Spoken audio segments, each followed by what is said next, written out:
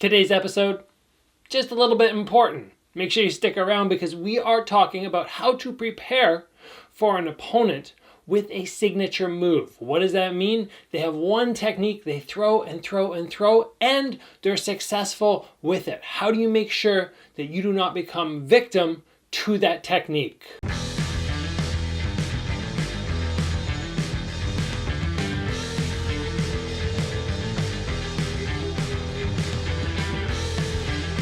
So a big part of preparing for an opponent is making an assessment on what they're really good at. Now, some people are very diverse. They're very good at many things.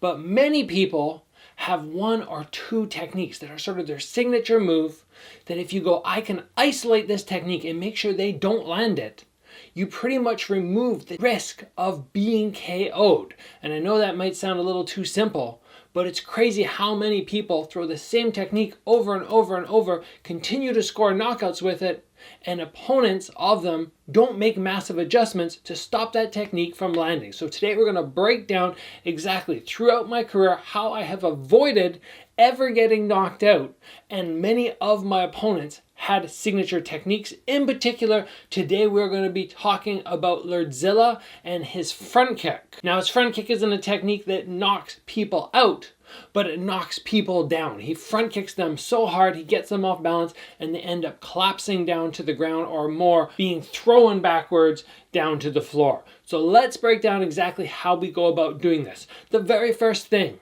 is watch footage on your opponent. Obviously, you should already be doing that. Why would you not take advantage of fight footage out there and understand your opponent in a better way? So you watch footage and you go, okay, in this fight, he landed this technique. Oh, now in this fight, he also landed this technique. Or maybe in the third fight, he didn't land it, but he was trying to throw it over and over and over.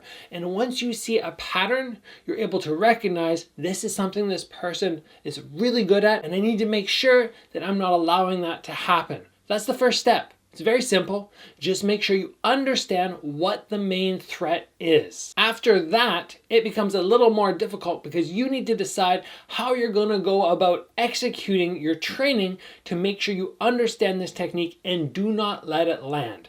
The way that I go about it, that's what we're going to talk about today.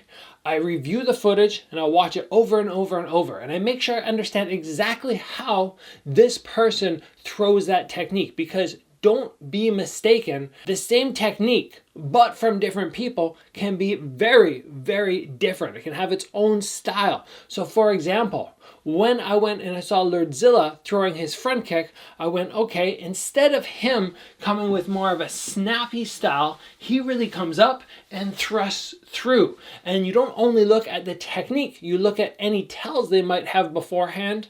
Maybe they do a little motion that lets you know it's coming. Maybe their knee comes a little high and they pause. You look at all the finite details of the technique so you really understand. And then when you go to the gym and you start drilling it, you can tell your training partners exactly how they need to throw it. There's almost no point in having somebody throw a front kick at you and them executing it incorrectly. You get really good at blocking and blocking and blocking. Then you get in a fight and realize it was an entirely different style of the same technique. So first we establish what the danger is, and then we look, okay, this is how they execute. Then we go to the gym, we make sure our training partner is throwing the technique correctly. From there now, we start formulating a game plan.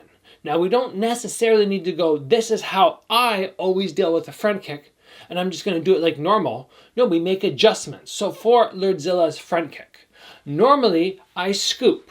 That's a big part of my front kick defense. I scoop. But we went, oh my gosh, Lerdsila aims through his opponent, which is why he's knocking people down. He's not aiming a couple inches through where you can just hollow out and scoop. He's going way back. So if I go like this and I miss time, he's going to knock me backwards, and I'm going to be out of position because my lead leg did a little step backwards as I hollow out. So now there's no way for me to catch myself. So we went, no, that's not going to work, and I don't want to try and catch, because he's very good at coming up with his front kick and then transitioning to a head round kick where he has scored knockouts, essentially a Brazilian kick. He's very good at that, so this is not a good defense. What is left? Well, what's left is me keeping my hands up, trying to utilize elbows and recognizing the most important thing is my stance work, which is something you would not think is important for a front kick. But when he kicks and he starts to move me backwards, I just step and I regain my balance. Mostly the footwork is important. I see him coming with a front kick, back up, create space. Had I not done my research and gone through all the steps I already mentioned, Lerdsila would have been front kicking me and I would have been falling in the fight.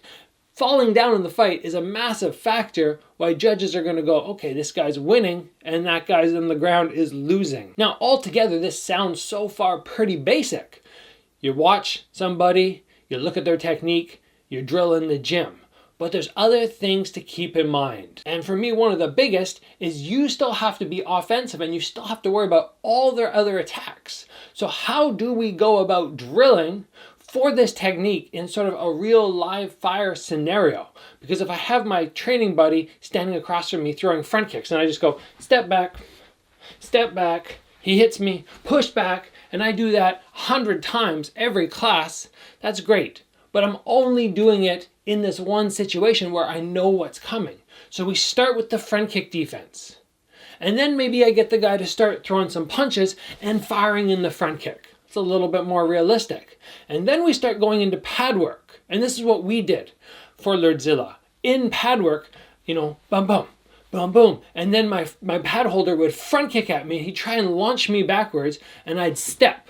And I just have to have that ability to do it on an instant's notice, well in between still hitting pads. And that's when it becomes much more real live fire situation where you can actually pull it off in the fight.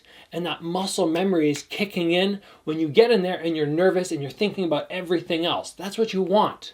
With a signature technique, you want to isolate it so these guys cannot land, but you're not freaking out about it and you're not putting too much thought process into it where it's taking away from your own fight game. Signature moves, they are a dangerous thing. When anybody has a technique that they're that good at, you have to isolate it, you have to break it down, and you have to make sure they cannot land it. I hope this episode helped everybody out there when they're preparing for future fights and they see something in an opponent that's dangerous.